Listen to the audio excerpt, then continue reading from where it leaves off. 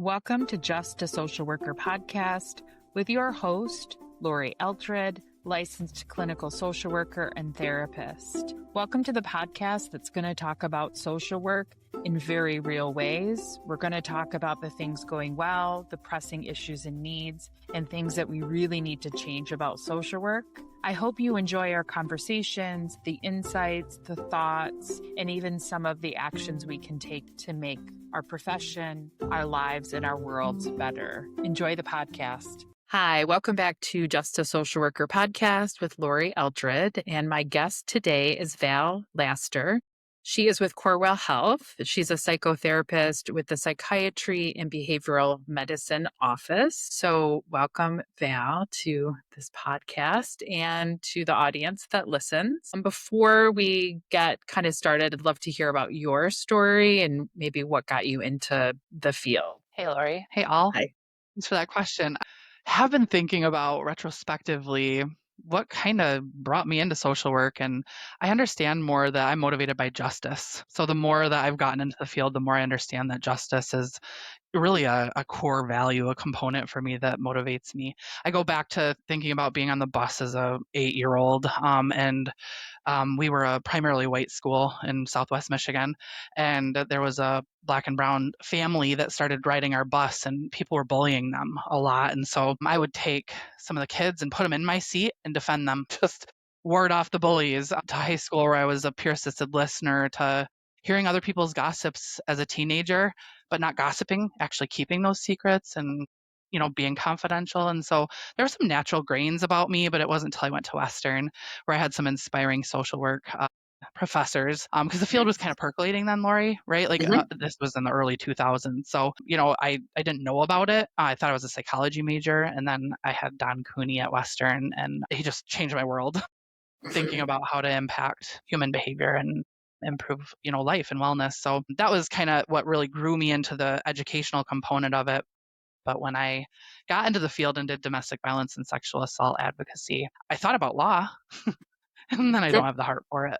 So justice just keeps It's a long staying with, education path. Yeah. yeah, yeah. And so, when I was in that field, I had a woman I was supporting who suicided, but I know she was murdered by her partner. And so I just kept compelling towards, proving that justice should be served. And he did go to prison, even though the coroner had decided it was suicide. So I've had a lot of pieces in my career that have come together. And so I moved out of that domestic violence space into community mental health field, which is where my clinical master's level skills grew, because I knew I was providing a service, this healing service, and I licensed up. So kind of my journey. And then how did you get or what was your journey like getting into Corewell Health? So folks locally might know Corewell Health, but Corewell Health is a pretty large healthcare system in our area, in the, what would you say, West Michigan area, even almost start to be the state.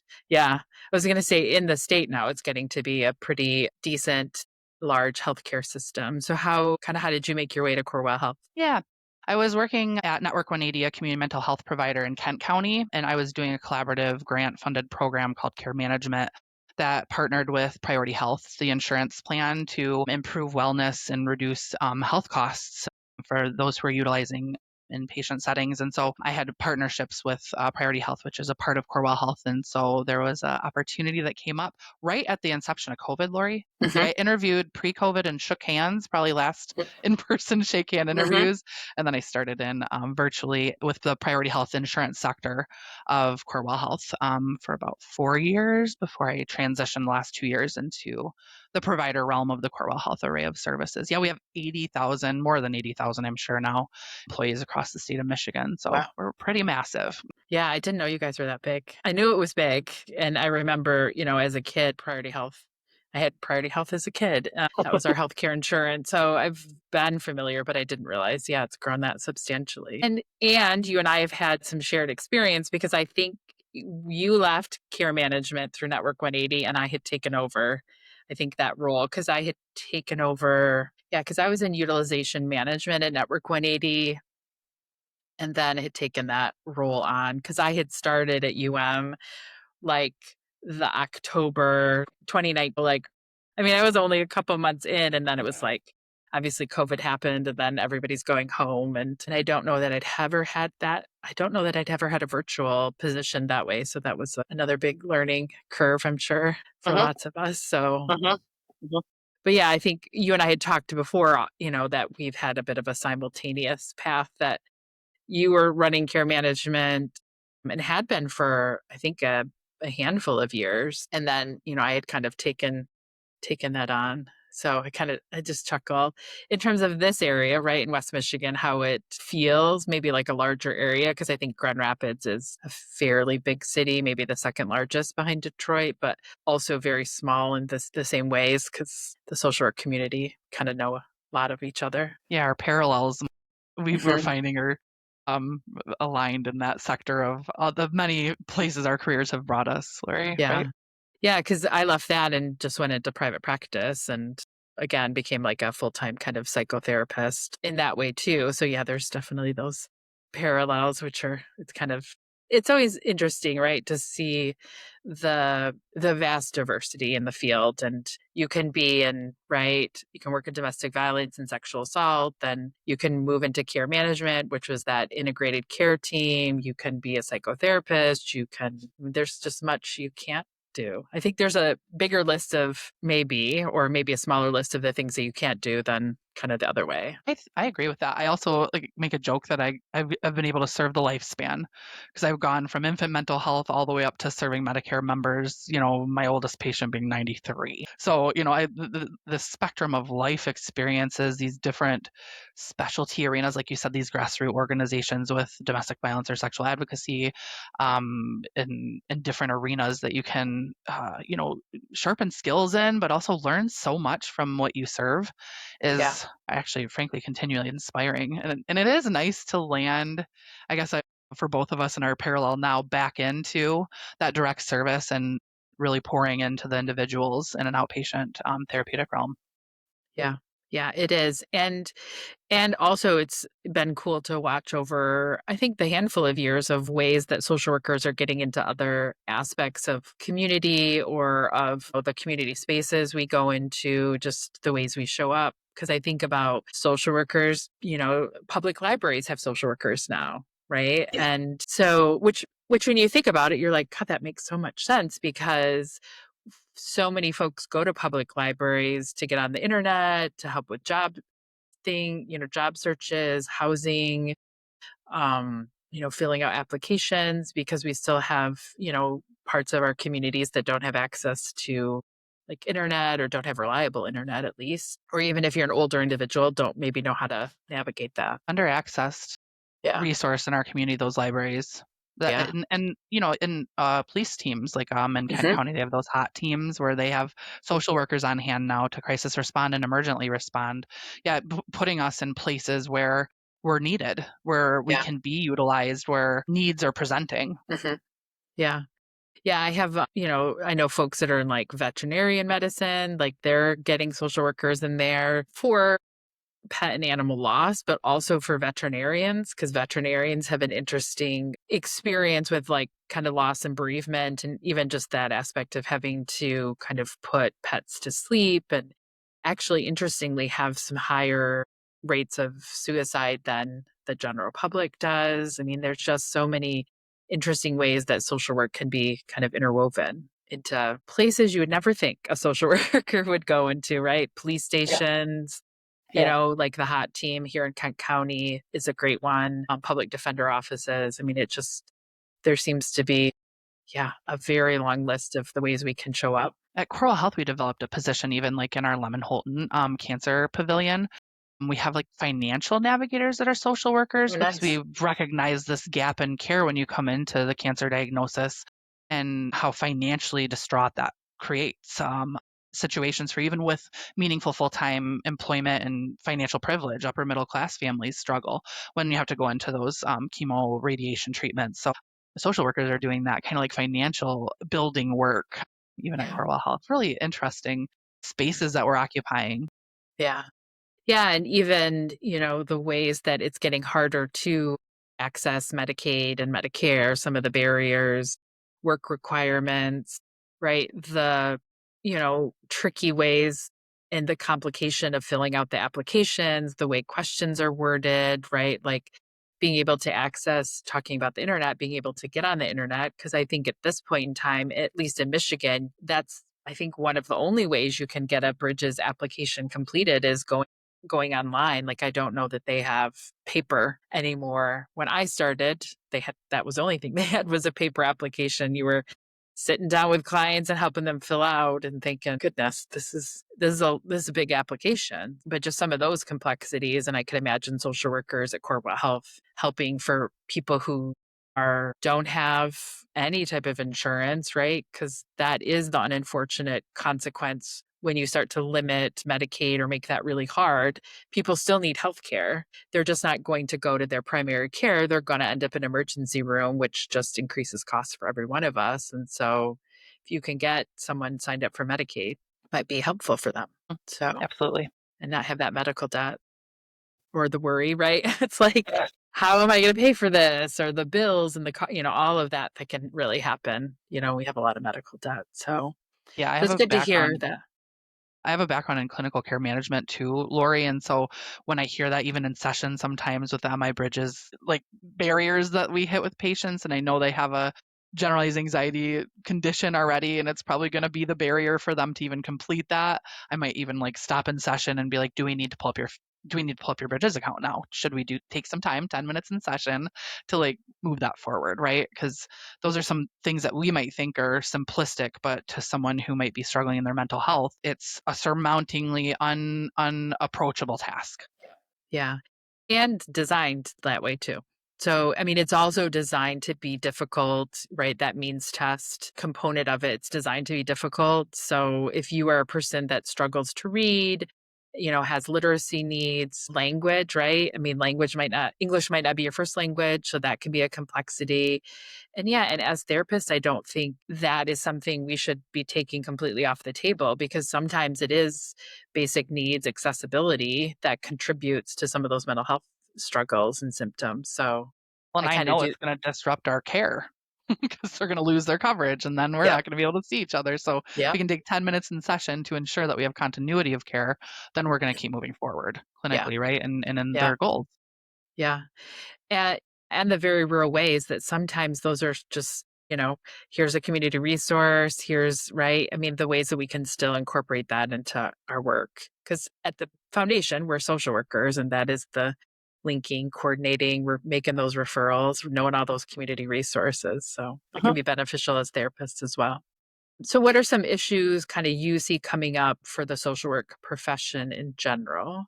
Good. Or things That's a that maybe even see changing in our profession? I know we talked about the ways like social workers are showing up in all aspects of our communities, but uh-huh. anything you see, any hot topics you're seeing? Yeah. Yeah. So the hot topic that's like near and dear to my heart that I'm personally developing in and professionally practicing and inspiring patients with is not just like this talk therapy. Remember how we had got made fun of as therapists where you lay on a couch and we Hmm. psychoanalyze you and we're Hmm. just gonna like listen and judge. I think of What About Bob? Hmm. It's one of my Hmm. favorite movies of all Yeah. time where Richard Dreyfuss like just judges Bob and doesn't want anything Yeah. to do with him in any authentic Yeah. way, which then kicks Richard Dreyfuss off the deep end. Yeah. But also, like, that might be a reference. He knows, because that's also like, I think about, oh, I remember What About Bob, but it is a good movie. If you're a younger social worker, look it up. That's so Yeah. good. Thank you It's for the good. plug. That's Yeah. good. But we've moved away from just telling people what to do. I find that this is like a collaborative match. And so part of being collaborative in the match, I think, is also serving the whole body in an integrated capacity as a whole person. We had the Integrated Care Act, I think 2016, whatever. I'm not going to try to say the date, but where we decided that the proverbial head is on the body. It's not behavioral Hmm. health and medical. It's like Hmm. it's all relevant and intersectional. And so, my biggest investment is somatic work now. Really like bringing the body into the awareness, from our tips of our toes all the way up to our mind and trying to bring that together and as cohesive of a way as we can so that we can be present in ourselves and in our values. So that's how we deliver, as opposed to Mhm. projecting and ruminating in our interactions, right? In our relationships. And so that somatic work can get us more in touch with what our body's signaling to us, Mhm. instead of, I guess, acting that out or behaving that out, in relationally challenging ways. So Mhm. the somatic work is a huge place. I do the Michigan chapter of the National Association of Social Workers does a mind Mhm. body Mhm. work group. It's free. Everybody can come. There's a Facebook group. They're super friendly, and I've learned so much being part of that work group for the past year and a half, including like neurographic art movement. And so it's catapulted what I've already personally been investing in with, bringing this mind body component together. So that's definitely near and dear and brought in all of my, therapeutic relationships. I was just gonna plug that too. When you started talking, I was like, "And there's this work group," but you beat me to the punch. Nice. Good. I like it. I Parallels, right? definitely right, I definitely agree. There is this more just in very different ways, the incorporation of somatic work, of this shift from, like, we are just this brain to, like, this whole ecological, organic, right, like, system, and you cannot take one without the other. So which is, also interesting because your brain is contained within your body, so the fact that we've had that silo is very interesting and Sure. probably for a lot of good reasons, right? Like who would have thought that your brain is part of your body? So Yeah. crazy. So my interest has become more neurological in essence than Mhm. ever. Yeah. If we're going to point to the system that might be most impactful there. So that will continue to grow for me. I do some of my own modalities of healing too that are somatically activating, which are wonderful. Yeah. Yeah. What any that you want to talk about that you use either with Yeah. So clients or as much as you want to individually? autogenic response training from VA work is a really great modality. Look it up, try it. ART is what we often call it. There's a really good Okay. script from the VA that I use a lot with patients that can be rehearsed really specifically. That the more that you rehearse it, the more it gets to that ease, that parasympathetic content, signal. That would be one of them. The one that I like, I do a lot of sound therapy now, a lot of like Okay. movement therapy, and acupressure is one of the things that I've been investing in. I do that twice a month, and that's been really awakening, is how I would describe it, Nice. Lori. Yeah. Yeah. I'm familiar with art and I can put a link in the show notes about kind of folks interested in art. I'm an EMDR therapist, so there's some similarities and differences, but yeah, I mean the ways we can interrupt patterns, right? Work on that default, mode network Hmm. that we all Hmm. have kind of habitually reinforced and being able to work with that and shape it, Uh-huh. make it healthier. So our Uh-huh. default is maybe a bit different or healthier or Hmm. um more present for ourselves. So yeah, I can put some links into some of that. I have somebody I supervise that she uses that, and we've had some great conversations about how healthy and helpful it's been for her clients. So any other kind of emerging things that you There's see? I mean, the something somatic burning. Yeah. stuff. There's Yeah. something burning in me that's outside the somatic stuff. Because that's growing rapidly in our field, and I like the redefinition that it brings too, from away from that kind of proverbial "let me tell you what to do" as a therapist, because that's Yeah. not what this is, Yep. right? This is a collaborative empowerment dynamic for those to find that they're the expert in their own lives, Mhm. when we're therapists. That's my belief. But I am nerding out about AI. I'm not techie. I'm like slowly becoming the older generation about AI. But AI in social work, AI in the world, but AI in social work, I can't get enough. I keep wanting to eat it up. It's growing rapidly. It's impacting all avenues of functioning, and with how rampant it's developing, the reverberative impacts are still unknown. We don't have policies. We don't have ethic. Like Yep. we have some ethics, but I am just so curious. So we even had at our core health symposium a speech from one of our psychiatrists that was phenomenal on AI and the impact in the medical field overall. I just keep nerding out wanting to know what we should be doing first and foremost about like AI psychosis, for example, Mhm. what we should be promoting, what we should consider when it comes to dictation devices for Mhm. our sessions, because I Yeah. feel like I get a little pushback. I'm 41, but I'm a little pushback generation of like, I don't know if that belongs in this space, but Yeah. It's in so many medical spaces. And so I know this is a Yes. big one to chew off, but I just can't get enough of understanding how that's impacting individuals, especially when they're having full on, AI relationships Mhm. with Yeah. with technology. That's Right. really just a parrot box. It's not an interactive component. Ask probing, interesting, curious questions. It Yeah. fuels you the way you want it to, the more that you Yeah. use it. So I'm talking about more chat AI now, Yeah. right? Yeah. Um, but I can't get enough of AI stuff. I Yeah. just want to know more about how it's impacting our individuals because it sure is. Yeah. And it's designed, I mean, that's the trickiness of it. It's designed to kind of tell us what we want to hear, right? So in some ways, this idea or belief for having a relationship, which would hopefully be more attuned and attentive and maybe not always telling us exactly what we want to hear, right? Challenging us and getting us to think about things in different ways. But that's just not what ChatGPT and OpenAI, I mean, all of that is for. And it's becoming, right, so part of everything. One of those things I've heard is similar to like when the internet kind of started to becoming more mainstream in the ways that's really become part of everything. Like you can't, at this point in time, you can't really exist without some type of access or needing access or using the internet, for your day to day life. And AI it feels like kind of the next step up from that. Cause yeah, you can use it everywhere and we don't. You're right. We don't have laws haven't caught up with it. Ethics are, I would say there are some, but pretty minimal at times. Like, and it moves pretty fast. I sometimes worry, is it going faster than we're able to like understand and keep up and like have conversations around. So yeah, I And would say AI is pretty interesting too for me. I hear you. I would just affirm that yes, it is. It's just bustling where we're at. I guess one patient said to me, Lori, you know, man, I just started using that chat GPT and it's almost like having you in my pocket. And so my question often I find like that was like my first, I was instead of my eyes bugging on my head and being like, no, because it's not at all like our interactional human relationship. I, took the opportunity to open-end question that in a very curious way. What do you think is different between our relationship and your relationship you're developing with your AI, right? And just really using that language and really bringing it in as a reality of an Mhm. interactional component of their life Yeah.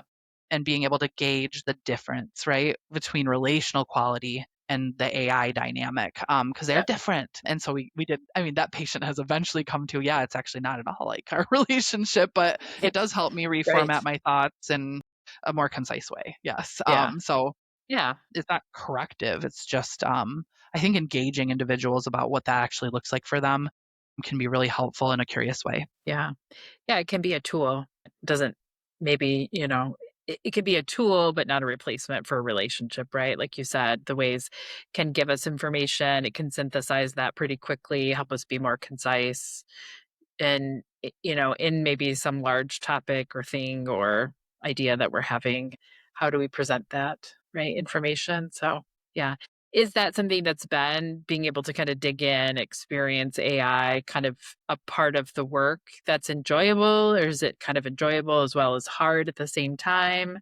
Like, kind of what do you find, I guess, Yeah. enjoyable about the work? Yeah, I will set the technology aside and say that's kind of a harder part, kind of like the bane of the keep up with the service notes. It's Yeah. like we Oh, need to yeah. do the documentation, but I'd Yeah. rather be with the people. That's most Yeah. of our statements. But I really do enjoy the direct input of being able to impact with my service families, individuals, and hear the stories and have my stories of home visiting days and Mhm. AFC, moments and what's brought some jadedness in me, but also continued awareness and presence. I like bonding through our work. Like we've had this opportunity even through this podcast too to like find each other more and Mhm. kind of see each other. That's always been, encouraging to me. But I also I had a leader call me and one of my colleagues like these system barrier busters. So like just really I kind of like that. moving through those system barriers because I quote that a very wise professor told me a long time ago and I didn't get until definitely about 10 years into my career is that our system isn't broken, it's built this way.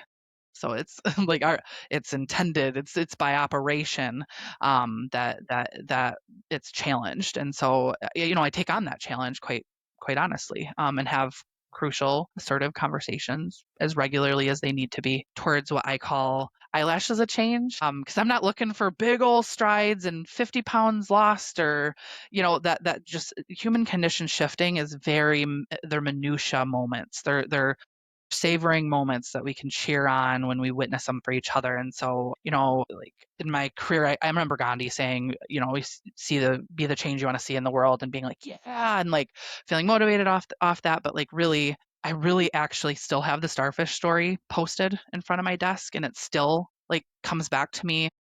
If you haven't heard it, I'm not going to read the whole thing, but the starfish is basically someone was walking along the beach. There were a bunch of starfish beached up, drying out, and they were taking the starfish and putting them back in the water. And someone said, "Why'd you do that?" And they said, "Well, it made a difference to the one." And To that little starfish, to those little that one cute things. starfish. I heard that probably when I was 20 years ago.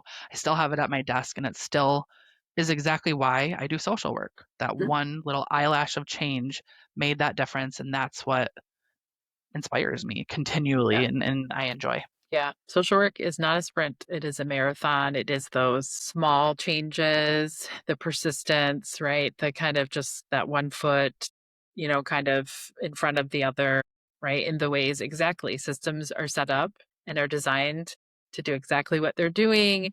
They're pretty large, they're self perpetuating. There's a lot of moving pieces, within them. And so any way we can make small changes. I think if I'm making a small change, you're making a small change, my coworker's making a small change, the person down the hallway is, it's like that cumulative effect, Mhm, hopefully, makes a bit of a mhm, difference. mhm, So, mhm. what would you like to see social work do more of? Wish that they would give us That's space good. Good that was question. like paid for to like be Yeah. together Yeah. and exchange ideas, because we get into our service so like intently, and then because of the high level of burnout in our field, then we get home and like home work and like it's Hmm. hard to do. But I end up having a bunch of friends and are like that are just happen to be social workers, and sometimes our conversations when it's just one on one, I'm like, we should be all together. This is great Right. stuff. Finding Think tank. each other. Yeah, that mind body work group, you get familiar with people. It feels like it just enhances that sense of belonging. I wish we had more paid space to do that, would be how I would put it, which is hard to say to a private practice clinician. Where we get to gather and have honest conversations. What I would like to see more of in the social work field is, again, AI training, like really actually from the NASW, please, so that we have like a guide to go along with. I'd like to find some, um, this is my value for me only, not necessarily the whole field, but I'd like to find how we can, it's a hard word to use in this arena, but I'm going to use it, safely politically motivate. Hmm. Because the our state of being right now, with a lot of the disparaging things happening, is everything I'm hearing about every day. And so Me too. activating around that right now feels trepidatious and motivating. So it's a hard space to figure out. That Yeah. would be a wish. Yeah. I concur on this being what's happening in current events showing up every day with every one of my clients, in that dual awareness, that dual perspective of like, I'm also living in this, also having my own reactions and feelings and thoughts, and also helping clients try to navigate that in a way that helps them feel empowered and have some control, but also ways that they're going to take care of themselves, because you can't be on listening to political stuff 24/7. Like, you got to take a break, like anything, right? We can't be just in it for hours and hours and hours and not have it maybe impact us in negative ways. So that balance, and I have got clients that have figured out some very creative ways that they hold their legislators accountable, that they let their legislators know how they feel and what they would like their legislators to do, or just other ways they're kind of, politically active, or kind of using different ways to be involved. So whether that's financial or protesting or phone banks or any of those ways. I agree. I wish, yeah, there would be more direction and guidance on AI. How should we carefully be thinking through this? What questions should we be asking? Like policies, practices, as well as how are we navigating this? Because our code of ethics does call for us to be political, which is great. And yet, okay, how do we help our clients, kind of navigate that? I, as a private practice owner, probably have a little bit more latitude because I'm my own boss than when you're in a big healthcare system, or, what if you're working at a Christian nonprofit organization, right? And some of those things and the ways and your beliefs and values might be a bit antithetical to their values, mission statement, vision type thing. So I think navigating that is tricky, and at this time. Yeah, absolutely. Anything else you would want folks to know? Maybe how people could get a hold of you if they were so inclined? I'll just plug the other two things I do in my free time. They've been the stability of my career, because we ebb and flow every 2 to 4 years is our average, where we seek new opportunities of growth and career. So, I throughout those ebbs and flows for me, as I've shifted different positions, I've maintained position at the MDHH, Michigan Department of Health and Human Services Children's Trauma Initiative as a consultant, has both personally and professionally transformed my understanding of the impact of trauma. And then I do a local parenting group that's trauma informed for Wedgwood Christian Services. Half of the year, Awesome. I'm doing it now. I love it. It's stuff that I seek in my free time. I shake my head and smile because it's what us social workers do sometimes, because it's just so impactful. And so those are great opportunities. You can find me on Corewell Health's website. You can look up Val Laster on Corewell Health. I can give you that information, Lori, for you to connect to the podcast as well. And I guess I just encourage you, because that starfish stayed with me. And so you choose to pick up those starfish. That's, I guess, my roundabout way to say, come and join us. Social work is a captivatingly dynamic field that you never know what is going to both professionally compel you and personally. Yeah. Yeah, we get a lot of practice being able to be flexible, live in lots of discomfort and unknown. I just had this conversation yesterday about when you take that step back and take the perspective of how much we can tolerate very big swings in what's happening, with clients, with ourselves, walking and doing home visits, right? Changes in policies, funding. I mean, we're always kind of adjusting and modulating in so many different ways. So, and we can be on the cutting edge of things, like with AI stuff, being a social worker at a public library or in a veterinarian's office. There's even some cool stuff going on in the macro aspect. So yeah, it's dynamic, it's changing. And if you kind of get bored in one aspect, you can probably find a job that you can do something different. So don't like get bored you said, much. you be versatile, Lori. And Yeah. I'm going to make another 90s pop culture reference from Friends, where Ross was saying pivot, because we just pivot.